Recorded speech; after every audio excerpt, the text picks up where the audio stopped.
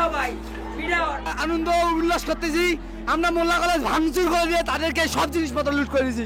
রাজধানীর যাত্রাবাড়িতে ডক্টর মাহবুবুর রহমান মোল্লা কলেজে হামলা চালিয়েছেন কবি নজরুল সরকারি কলেজ, সোহরাওয়ার্দী কলেজ সহ বেশ কয়েকটি কলেজের শিক্ষার্থীরা।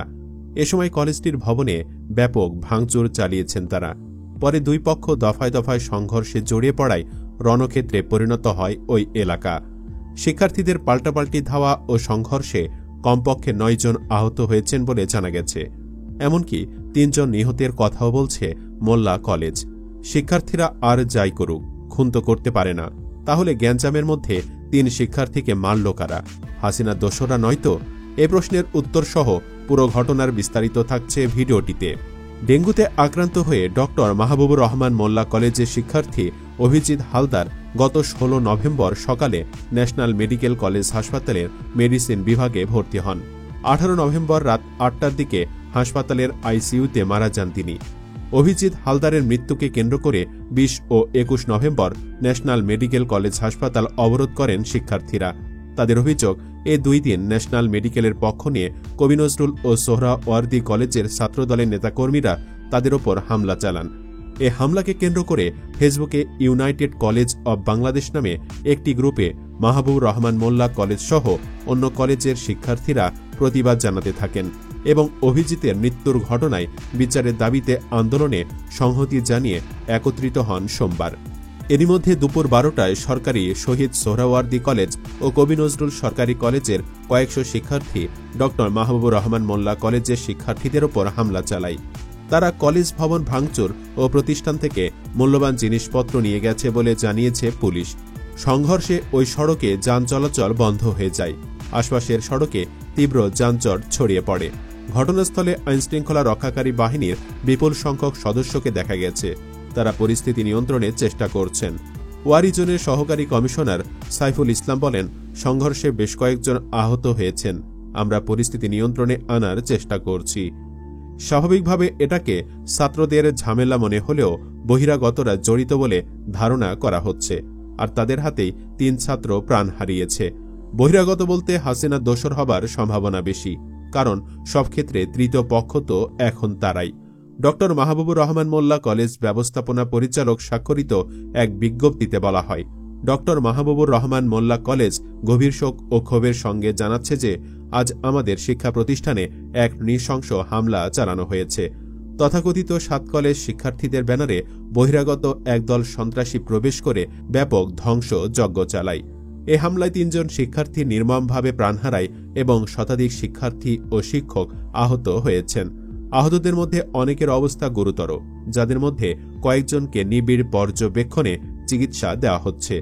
এতে বলা হয়, এ হামলায় শহীদ সোহরাওয়ার্দী কলেজ এবং ন্যাশনাল মেডিকেল কলেজের কিছু ছাত্র নামধারী ব্যক্তি নিষিদ্ধ সংগঠন ছাত্রলীগের মদদে শিক্ষা প্রতিষ্ঠান অস্থিতিশীল করার ষড়যন্ত্রে লিপ্ত ছিল। হামলাকারীদের অধিকাংশই শিক্ষার্থী নয়, বরং সন্ত্রাসী কার্যক্রমে লিপ্ত ব্যক্তিবর্গ। হামলাকারীরা আমাদের গুরুত্বপূর্ণ নথিপত্র, সম্পদ ও শিক্ষার্থীদের ব্যক্তিগত মালামাল লুট করেছে। এছাড়া কলেজ ভবনের ব্যাপক ক্ষতি সাধন করে তারা অধ্যক্ষের কার্যালয়সহ বিভিন্ন কক্ষ ভাঙচুর করে। বিজ্ঞপ্তিতে আরও বলা হয়, কলেজ কর্তৃপক্ষ বারবার প্রশাসনের স্থানীয় ও সর্বোচ্চ পর্যায়ে সহযোগিতার আবেদন করলেও এ পর্যন্ত কোনো কার্যকর পদক্ষেপ নেওয়া হয়নি। এ অবস্থায় আমাদের শিক্ষার্থীদের নিরাপত্তা ও শিক্ষার পরিবেশ বিপর্যস্ত হয়ে পড়েছে। বিজ্ঞপ্তিতে বলা হয়, ৩টি দাবি তুলে বলা হয়, আমরা ডক্টর মাহবুবুর রহমান মোল্লা কলেজের পক্ষ থেকে সংশ্লিষ্ট প্রশাসন, আইনশৃঙ্খলা বাহিনী এবং শিক্ষা মন্ত্রণালয়ের কাছে আহ্বান জানাই। ১.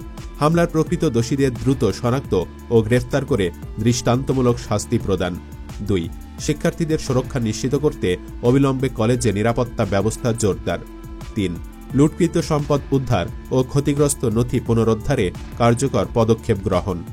এতে বলা হয়, আমরা সব শিক্ষক, শিক্ষার্থী এবং অভিভাবকদের উদ্দেশ্যে বলছি, এই ন্যাক্কারজনক ঘটনার পরও আমাদের সবাইকে ধৈর্য ও সংহতি বজায় রেখে পরিস্থিতি মোকাবেলা করতে হবে। শিক্ষার পরিবেশ ফিরিয়ে আনতে আমরা সর্বোচ্চ প্রচেষ্টা চালিয়ে যাচ্ছি এবং আশা করি সংশ্লিষ্ট কর্তৃপক্ষ দ্রুত কার্যকর ব্যবস্থা গ্রহণ করবে। এই যখন পরিস্থিতি, তখন রীতিমতো উৎসব পালন করছে আওয়ামী লীগ ও ছাত্রলীগের সন্ত্রাসীরা। সোশ্যাল মিডিয়ায় তারা নানান ধরনের পোস্ট করে যাচ্ছে। তাতে এই ঘটনার পেছনে তাদের উস্কানি থাকতে পারে বলে ধারণা করা হচ্ছে। একজন সোশ্যাল মিডিয়ায় লিখেছেন, ছাত্রদের মাঝে গণ্ডগোল লাগানোর মূল নায়ক হল খুনি হাসিনা ও তার দোসররা। দেশের মাঝে বিশৃঙ্খলা সৃষ্টি করে জাতিদেরকে ছাত্রদের প্রতি বিদ্বেষ সৃষ্টি করতে চায়। 1981 সালেও এরূপ ছাত্রদের মাঝে বিশৃঙ্খলা সৃষ্টি করে তাদের একে অপরকে হত্যা করে ছাত্রদের মাঝে দ্বন্দ্ব লাগিয়ে রাখত। এসব খুনি হাসিনার কাজ। অন্যদিকে পুরো ঘটনার বিবরণীতে ডক্টর মাহবুবুর রহমান মোল্লা কলেজের শিক্ষার্থীরা বলেন, ন্যাশনাল মেডিকেল কলেজ হাসপাতালে ভুল চিকিৎসায় মারা গেছেন কলেজের শিক্ষার্থী অভিজিৎ। এর প্রতিবাদে শিক্ষার্থীরা শান্তিপূর্ণ প্রতিবাদ জানাতে গেলে হামলা চালান নজরুল কলেজ ও সরকারি শহীদ সোহরাওয়ার্দী কলেজের ছাত্রদলের নেতাকর্মীরা। এর প্রতিবাদে 35টির বেশি কলেজের শিক্ষার্থীরা একজোট হয়ে কর্মসূচি পালন করেন। এর আগে অভিজিতের মৃত্যুর ঘটনায় রোববার ঘেরাও কর্মসূচি দেওয়া হয়েছিল। পূর্ব ঘোষিত সেই সুপার সানডে কর্মসূচির মধ্যে ঢাকা ন্যাশনাল মেডিকেল ও পাশের সোহরাওয়ার্দী কলেজে ব্যাপক ভাঙচুর চালায় মোল্লা কলেজ সহ কয়েকটি কলেজের শিক্ষার্থীরা। ওই সময় সোহরাওয়ার্দী কলেজ কেন্দ্রে অনার্স প্রথম বর্ষের পরীক্ষা দিচ্ছিলেন নজরুল কলেজের শিক্ষার্থীরা। গণ্ডগোলের মধ্যে নিরাপত্তার কারণে মাঝপথে পরীক্ষা স্থগিত করা হয়। ওই হামলা ও লুটপাটের প্রতিবাদে সোমবার মেগা মানডে কর্মসূচির ডাক দেন সোহরাওয়ার্দী কলেজ ও কবি নজরুল সরকারি কলেজের শিক্ষার্থীরা। অতঃপর কবি নজরুল ও সোহরাওয়ার্দী কলেজের শিক্ষার্থীরা নিজ নিজ ক্যাম্পাসে জড়ো হয়ে লাঠি ও লোহার রড নিয়ে মাহবুবুর রহমান মোল্লা কলেজের দিকে মিছিল নিয়ে যায়। সংঘর্ষ চলাকালে শিক্ষার্থীরা হামলা ও একে অপরকে লক্ষ্য করে ইটের টুকরো নিক্ষেপ করে। পরে পরিস্থিতি নিয়ন্ত্রণে আনতে অতিরিক্ত পুলিশ সদস্যরা ঘটনাস্থলে যায়। বেলা 2:30টার দিকে ডক্টর মাহবুবুর রহমান মোল্লা কলেজটির সামনে সেখানকার শিক্ষার্থী ও এলাকাবাসী অবস্থান নিয়েছেন। শহীদ সোহরাওয়ার্দী কলেজ ও কবি নজরুল কলেজের শিক্ষার্থীরা ওই এলাকায় থেকে সরে গেছে। এ নিয়ে উপদেষ্টা ও সমন্বয়ক আসিফ মাহমুদ লিখেছেন, শত চেষ্টার পরেও বসে সমাধান করার আহ্বান জানানোর পরেও শিক্ষার্থীদের সংঘর্ষে জড়ানো থেকে আটকানো গেল না। অ্যাগ্রেসিভনেস ও প্রস্তুতি দেখে আইনশৃঙ্খলা বাহিনীও স্ট্রিক্ট অ্যাকশনে যায়নি। কোনো প্রকার অ্যাকশনে গেলেই আইনশৃঙ্খলা রক্ষাকারী বাহিনী এবং ছাত্রদের মধ্যে সংঘর্ষ ও রক্তপাত হতো। সকল পক্ষকে ধৈর্য ধরার আহ্বান জানাচ্ছি। একত্রে দেশ গড়ার সময়ে সংঘর্ষের মতো নিন্দনীয় কাজে জড়ানো দুঃখজনক। এই ঘটনায় জড়িতদের বিরুদ্ধে যথাযথ আইনি ব্যবস্থা নেওয়া হবে। সেখানে আবার ক্ষোভ প্রকাশ করছে সাধারণ নেটিজেনরা। অনেকে প্রশ্ন তুলেছেন, কি ফালাও তোমরা? তুমি পারো খালি বড় বড় কথা বলতে, একটু সিরিয়াস নিও বিষয়গুলো। সবসময় নরম হয়ে কাজ করলে চলবে? মাঝে মাঝে উচিত শিক্ষা দিতে হবে। কিছু কিছু জায়গায় কঠিন হওয়া প্রয়োজন। একদল যে সুবিধা খুঁজে বেড়াচ্ছে তা মাথায় আসে না। কেউ কেউ আবার অভিযোগ তুলেছেন, শিক্ষার্থী প্রতিনিধিদের কোণঠাসা করিয়া আসিফ নজরুল স্যার বেশ ভালো খেলিতেছেন। দেশের বর্তমান পরিস্থিতির জন্য তার দায় কতটুকু তা তিনি নিশ্চয়ই জানেন। অনেকে বলছেন, প্রশাসন পাহারা দেয় প্রথম আলো, ওইদিকে 7 কলেজ জাহান্নাম। আসলেই কি ঢাকার চাইতে দিল্লির দাম বেশি? সরকারের এহেন কাজের সমালোচনা করছেন তারা। তাদের দাবি, যারা দেশটাকে নিয়ে ষড়যন্ত্র করতেছে তাদের দ্রুত বিচারের আওতায় আনতে হবে।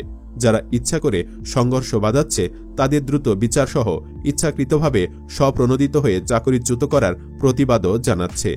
পরিশেষে বলতে হয়, ব্রিটিশ রুলস অনুযায়ী কোনো জাতিকে ধ্বংস করতে হলে মাথা থেকে শুরু করতে হয়। মাছের যেমন মাথায় রোগ হলে বাঁচে না, তেমনি এখন দেশকে ধ্বংস করার জন্য দেশের মাথা শিক্ষার্থীদের মাঝে দ্বন্দ্ব লাগিয়ে দিচ্ছে। তাই সবার উচিত এগুলো বোঝার। কিছুদিন আগেও সব কলেজের স্টুডেন্টরা মিলে আন্দোলন করল, এখন কেন নিজেরাই মারামারিতে লিপ্ত? দর্শক, এ নিয়ে আপনার কি ধারণা? এখানে হাসিনার কারসাজি দেখেন কিনা? ইয়েস অথবা নো লিখে জানিয়ে দিন মতামত। আর অবশ্যই ভিডিওটি লাইক ও শেয়ার করুন। ধন্যবাদ।